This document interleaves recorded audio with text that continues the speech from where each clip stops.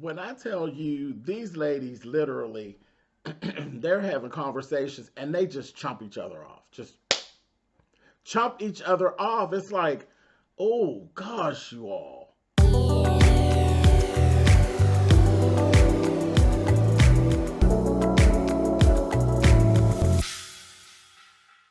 Hey guys, thanks so much for clicking on the video. This is my review for Real Housewives of Potomac. This is season 6, episode 4. As I said, my ladies over here in Potomac, they just don't. Child, they're just so curt with each other. They'll be talking and they just chomp each other off, and it's just like, oh, oh. And I find myself doing that like all through the episode. They'll be going at it, it'll be like, oh, somebody will just chomp somebody off. Just we're gonna talk about it. Like anyway, let's go. Let's go first to this photo shoot. There's a photo shoot that Robin and Gizelle did for their podcast. They have a podcast together. They came together with during the pandemic and all of this. They're cool enough, they're like besties. So I get it. I get it. It works, and they are like good guy. Like they're like the whole good cop, bad cop thing. So that works for them. So it's cool. Um, finally, finally, Gizelle got it right. She looked fantastic, and y'all mark it on the calendar. I had no problem with anything. Her makeup was good, her hair was nice, her dress was cute, and her shoe was fabulous. I said, "You look so nice, Gizelle." She really did. She looked so nice. She really did. Robin, uh, see, Robin usually cleans up really well, but for me, something with that satin jumpsuit just wasn't hitting. And then I was looking at her and I said, Robin, it's everything. I could actually see what she's talking about, like what's going on with her. Everything is just so down. Robin literally looked like a middle-aged Caucasian woman. She really did. It just looked like a middle-aged Caucasian woman. I'm like, what's going on, Robin? She's just not there. Physically, she's there, but emotionally and spiritually, she just doesn't seem to be there. She's stuck somewhere, like she said, and it's showing up. Because usually, Robin will get clean on you in a minute. In a minute. I wasn't crazy about anything that was going on. Everything was, the jumpsuit was just, ugh. And her hair was just, ugh. She literally looked like somebody's old middle-aged Caucasian housewife. That's what she looked like. I was like, girl, wrong show. I don't like it. Anyway, moving on. They go ahead and they text Mia about having drinks without Karen. And we found out later on that text didn't go so well. But Gizelle sent the text, and that was that. They kept dancing around. Before Robin even got there, Gizelle and her hairdresser were dancing around the whole situation of her and her relationship. Child, the relationship is over. Period. We ain't got to keep on going around with this. Her and Jamal is a thing of the past. That's over. It's over. So we ain't got to keep going around and around about it. It's not happening. Moving on. Even with when they had a little thing where she took Grace to take her driving test. It was this whole thing about, oh, if her dad was here, but then you lay it out to tell us that her dad don't even drive, that he gets driven. He's always being picked up and dropped off. So you just want to throw Jamal out there. We don't care, Gizelle. You got to find another storyline. We're over the Jamal storyline. You don't have to keep bringing him up. We're done with it. We're done with that whole storyline. You ain't got to bring it up no more. Period. Speaking of, I might as well cover this now. Poor Grace goes down, and honey, it's Grace versus the driver's permit test. She done failed again. I think that's the third or fourth time she failed. Poor thing. She's feeling all bad. Now the twins were in the back of the car ready to bust out laughing. The one twin was ready to squall. Do you hear me? She's ready to crack up. But Grace was feeling so bad. Giselle's trying to comfort her, but don't know what to do. I said, you know what? And I mean this with no disrespect at all, because I think Giselle's doing a wonderful job raising these young ladies. I do. But Gizelle would have been better for 3 sons as opposed to 3 daughters emotionally. Because she don't got a clue. She seems so uncomfortable with having to let that old, her old hard side down. You got girls, honey. You have girls, and they, girls are, Gizelle, you're so rough around the damn edges. It's like, yeah, she needs sons instead of daughters. And I mean that with no disrespect at all, because I really do think she's a good mom. I really do. Her girls are the bomb. They really are. But she just emotionally, child, she'd be more suited for like 3 sons running around going to basketball camp or something. But her and these girls, a mess, child. A good thing they got each other, huh? Anyway, moving on. Let's talk about these people, child. Y'all already know who I'm talking about. Ashley and Michael. Child. She said, oh yes, Michael, he's making a real effort to keep things romantic for Ashley. Come here, girl. Come in close to the screen. Come in close to the screen. Girl, who you think you playing with, girl? What you say, honey? There was nothing romantic about that little restaurant. Was it a Mexican restaurant? There was nothing romantic about that restaurant at all. Quit playing. Girl, get out my face. Anyhow, then she starts talking about this whole thing. He was talking about doing a movie production business, starting one up. And she has all these questions, and she's like, well, that restaurant business kind of drove a wedge between us, and this, that, and the other. She's talking about the losses of the business. And he's like, he basically told her, let me do this. Let me handle this.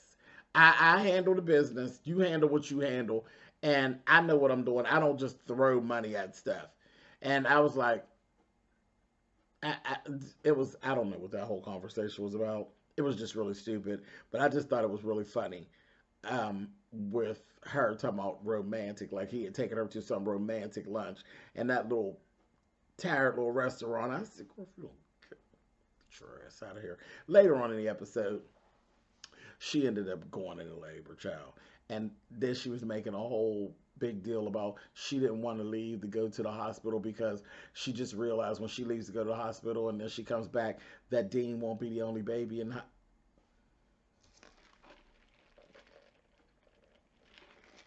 Ashley, go on away from me. Here, go on. You did enough. You did enough. You don't have to make anything up. You did enough. You did enough appearances before you went into labor. We'll be good, and we'll see you later, girl. Bye. Moving on. Karen was talking to her daughter Raven on the phone. Raven is doing good. She looks good. She's over in New York. She's working, got herself a good job. Karen was telling her how she's become the ambassador for Surrey, her hometown. I said, okay. So she's, planning on doing some real stuff there in the community. That's cool. That's really cool. She wants Raven and her brother to hint to Ray to buy her a bigger ring and not get her a band for the renewing of the vows. She wants a bigger rock. She wants to up the size of her rock. Girl, go sit down. Then in the midst of all that foolishness, she done burnt the damn food, child. A mess. Anyway, moving on. Let's go over here to Mia and G. Mia's at work, pretending to be busy. Busy being busy. And G ends up calling her and just telling her that, this is the 3rd time, because she was telling him she needed him to take Joshua to his appointment, to one of his practices. And he told her, this is the 3rd time you've canceled time with Joshua. I just want you to stay abreast of that, because he looks forward to that time being spent with you on his own. And I just want you to be alert on that. And she got all up in her feelings. And I'm like, well, they just creating a storyline. They ain't got no problems at home. Mia's another one. Girl, get out my face. Because you ain't got no problems at home. And y'all just doing this for the camera. And we already know. We've been doing this a long time, Mia. You new to reality TV, baby. We not new to reality TV. We know you just creating a storyline. Because we know damn sure that G. Gordon, he already knows he got 4 kids in the house. 3 little ones, and you. So we know that everything's fine at home, child. Going on with that mess. That one number some made up drama that ain't drama for real. They fine at home. Anyway, moving on. Robin and Escala meet. Robin, Escala, Wendy, and Anna. Anna is the trainer. They all met because Wanda told Robin, you need to get on that off your ass and do something. And then when she said, did y'all hear what Robin said? I've been like eating ice cream at night and drinking wine at 8 in the morning.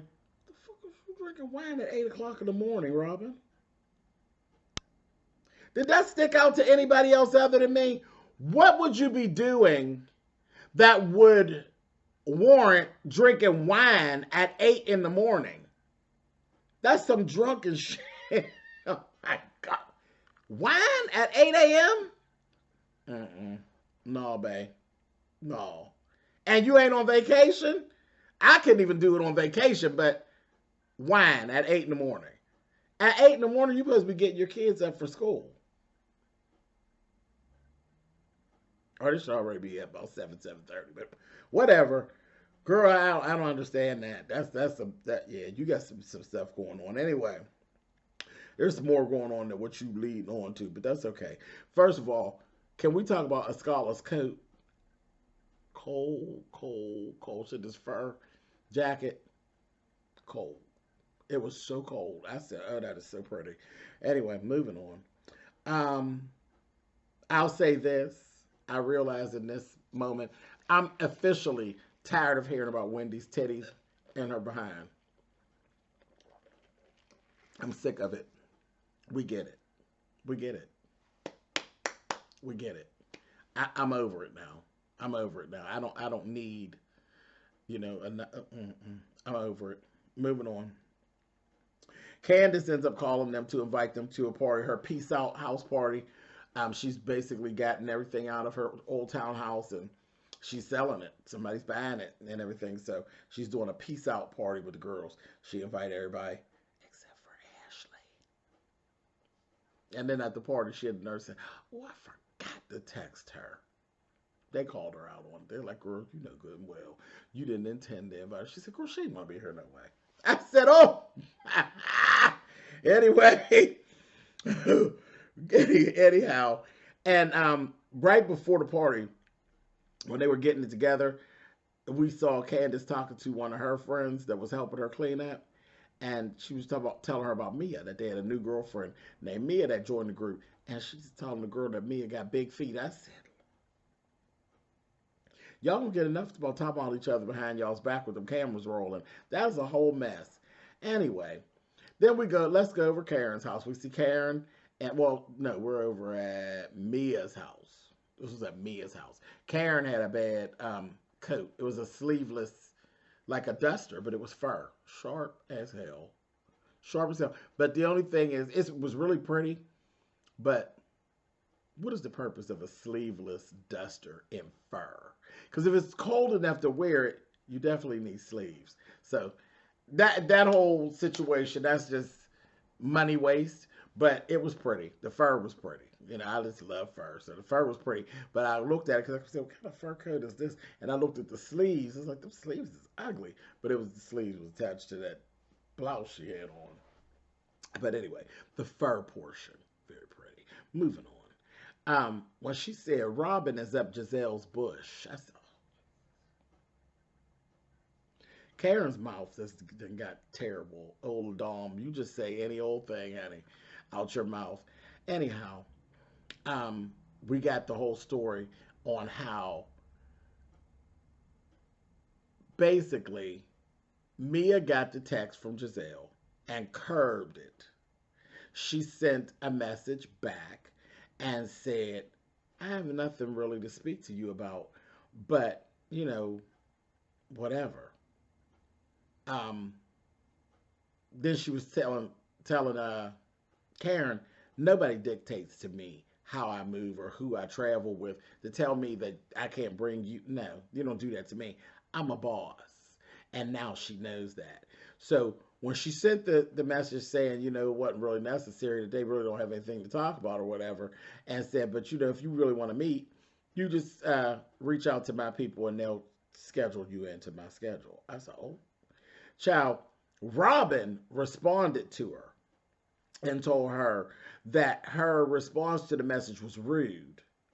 Mia then goes and responds, see, Mia's a bitch. I like it. I like it. She is exactly what the doctor ordered for these two. She, Robin goes and reaches out to Mia and says the response was rude. Mia responds again to Gizelle and tells her the message wasn't for Robin. It was for her. And basically, completely paid Robin's ass dust. She completely ignored Robin altogether. I said she did Robin Listen, that's 1 point for Mia. Because ain't nobody said nothing to you, Robin. Stop acting like a damn... She run around acting like a little... like a Rottweiler, honey. I said, girl, she gave you a pat on the head and sent you on your way, honey. I said, oh, that's 1 point for Mia. Mia turned that out. She turned that out. That was perfectly handled. Moving on. Candace, we found out Candace didn't take that record deal last season. When we talked about the record deal, she said, was it a good fit and all that? And they did. See, I hate when they do that. Because they really had, you know, like they're all celebrating and popping champagne like you were signing and all of this. And then here we go and talk about you ain't take the deal. So you was just making footage for us for last season. I don't like when they do stupid stuff like that. That was just stupid to me. Moving on, let's go on here to this party at Candace's. Karen showed up first, then Robin. Honey, them two had a little conversation. She's asking Robin about, you know, well, when's the wedding? And she's like, oh, well, you know, all that old bullshit. Child, Karen was like, girl, I call BS, honey. Ain't gonna be no wedding, child. And then she said, you know, if Karen wants to have event in the middle of the pandemic, honey, and have everybody getting all sick just so she could prove that she likes Ray's penis, honey, that's on her. I said, oh. And in the midst of that, though, did y'all see Robin's confessional dress? That dress was terrible. It was terrible. Her hair looked like she did it herself. She had like a knot on top. It wasn't neat at all. And then the dress just looked like she literally had picked up a comforter, like she was changing the linens and took the comforter and threw it over her shoulder. That's what the dress looked like. I was like, what is that? A horrible, horrible look. Anyway, moving on. Gizelle comes in. Child, Gizelle rolls in and says, oh, look, the haters here already and everything. Karen was looking like, oh, bitch. I said, girl, that Giselle's too much, child. She's too much. Then we get down to it. They all start talking about the message situation with Mia. Mia hadn't got there. Mia was the last one to get there. Mia gets there, and they're talking, and they're going back and forth about it. And then the scholar's like, well, wait a minute. See, something just is not right here. There's some underlying stuff going on. And some of these responses is just kind of curt and kind of rude. And something's going on. Honey, the next thing I know, Mia asked the scholar, she says, well, wait a minute, honey, hold on. How many businesses do you own? Child, she was like, I own several. And I was like, now, Mia, that was just really, it was unnecessary and shady. Because again, she was announced to her. She was in, and she was, what's the word I'm looking for? She was introduced to everyone as Robin's assistant. So she felt like, girl, who are you to be talking to me, honey? And asked her how many businesses she owned. When she threw back at her, girl, she owned several. I said, right in your face, Mia. But that was really bitchy and nasty and unnecessary. And then she says, do you have time, Miss Scholar, to everybody that just wants to hang out with you? You got time to stop what you're doing being a boss and hang out with them? I was like, oh, girl, she be just digging the hole, honey. I was like, I ain't like that one too much, Mia. That's, again, you trying to put yourself up on a pedestal where, like, girl, you ain't shitting on these ladies. Like, come on, stop it. Anyway, then Candace stands up on the counter and gets their attention and gets them to say, let's go play a game or whatever, because this is not going to get solved today. She climbs down off the counter on top of Giselle's back. I said, Lord have mercy. Mia ends up going, while they're playing the game, she scoots over there. She apologizes to Gizelle. You know how apologies with Gizelle goes. It's never a good time. Honey, Gizelle told her, she says, that's fine. All of that's fine. All I'm just saying is don't ever say that shit to me again. Don't ever send that shit to me again. I was like, oh, okay. Alrighty. Alrighty. Then they were playing Never Have I Ever. Child, they broke into this whole thing. And of course, Mia starts and she says, you know, I a threesome. She admitted to having a threesome. And everybody else was like, no, I ain't had no threesome, child. And they told her, girl, if Ashley was here, honey, Ashley be standing right up over there with you. I said, oh, no, they ain't read Ashley. But she said, you know, quite frankly, this is what they asked her, was it with a woman or a man or what? She said, no, it was with a woman. She said, quite frankly, I didn't want that woman to touch me at all. She said, I wasn't interested in her touching me, period. I just enjoyed myself sitting over there watching her and my husband getting down. Wendy said, let me tell you something. Me and my little brown husband, honey. She said, girl, the only three people in the room with me is me, him, and my wig, honey. That's as deep as it's getting. Everybody getting down with my husband. I was like, I know that's right, Wendy. I don't play that crap, honey. I don't know how people do it. I really don't. But I mean, you know, I'm just not wired that way. Hey, all respect to those who can do it. I can't do it. I cannot do it. There's no way I could sit there and watch my mate getting down with somebody else. I just couldn't do it. Listen, I'm telling you, I've said this to people who've been following me a while. They've heard me say this before. My favorite song by Toni Braxton is a song that she never released as a single, but it's called Selfish. Look it up. You can look it up on your YouTube. That is completely my love language. I'm selfish, honey. I don't want to share you with anybody else, honey. Holding you, touching you, kissing you. Oh, no, no, no, no, no, no. You can call me selfish. Bad song, honey. It is a bad, bad song. But she never did release it as a single. But it's on her, it's the More Than a Woman album? I think that's what it is. More Than a Woman. I think that's the name of the album. She always look cute on the cover. But she has like a red dress on and her hair is cute. But I can't do it. I don't do that sharing stuff. I don't play that crap. Anyway, moving on. Then they reapproached the whole situation of the clit work that Mia had, and Mia cleans it up as she's always cleaning something up. No, I mean, I got a vagina rejuvenation. And they're like, wait a minute, girl, did you get your clit done or did you get your vagina tightened? Which one was it, girl? I said, girl, y'all gonna learn to just not even listen to everything she said. Just don't put no stock in what Mia say. Mia just be talking. She just be talking. She knows how to get the room going, honey. And I said, I don't pay her no mind. Anyway, and like I said earlier, Ashley went into labor and that was it. Anyway, I will talk to you all next week. I'm out of here.